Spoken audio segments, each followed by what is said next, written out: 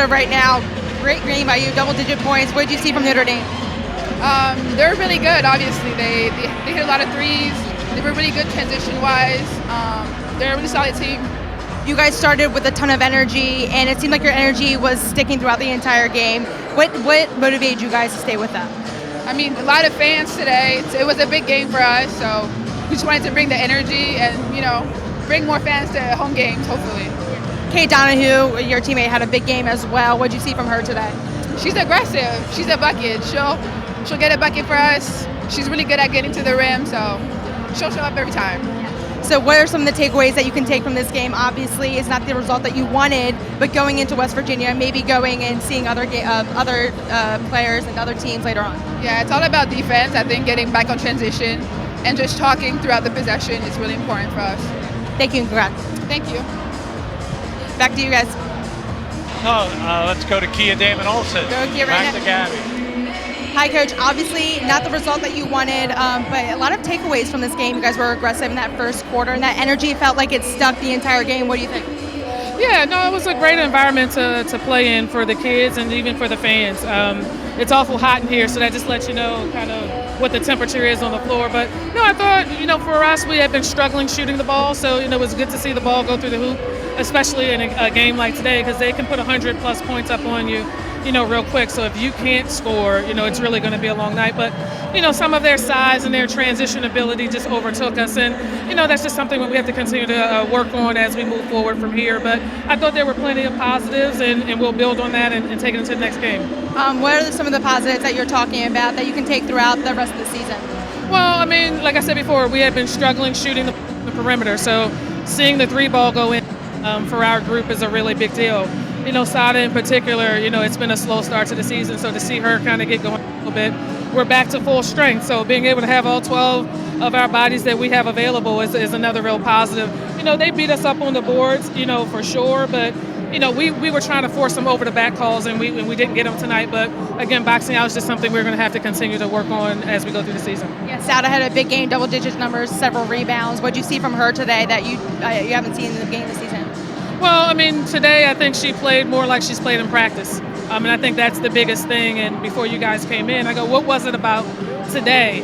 And I want her to get an answer, because when you don't know, you can't replicate a similar type performance. But it's just good for her. She's put in a lot of work over the summer to see it carry over to her game. Thank you, Coach. No problem. Back to you guys. Thank you, Gabby. One note, of course, the lowest point total of the year by Notre Dame. Let's take a look at some of the highlights. Then we'll look at stats and we'll say goodbye. So here's John with the highlights. And Gary, I think the folks that ventured into Kirby Sports Center this afternoon got their money's worth for sure. And it's not often you say that in a game that's decided by 36 or so points. But this was a well-played basketball game. They had a good flow to it. Obviously, Olivia Miles had a monster game, not unusual for her. But Notre Dame moves the ball so well, and that's Hidalgo, who is their leading scorer at 23 a game. They were, as advertised, moved the ball well. I think you heard Coach Damon Olsen talk about the aggressiveness and the ability to finish plays and score the ball. Again, you're going against not just a top offensive team, but a very good defensive team. So it's so difficult to score against Notre Dame. And boy, Sada Nachanayagisi is a sight for sore eyes if you're a Lafayette Leopard basketball fan.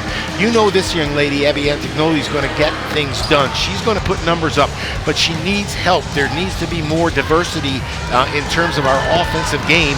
And if that young lady, Sada Nachanayagisi, can add to Smith and to Chudy and to some of the others, Lafayette might show some marked improvement offensively. Well, they certainly did that as far as the numbers were concerned, because Sada had a career high. She had 17. Kay Donahue with a career high 18. And Abby's going to score. If you get three that score like that and add Haley into that mix, who knows what could happen as the season continues to progress. Here are the final stats of the basketball game. And Notre Dame was Notre Dame, John.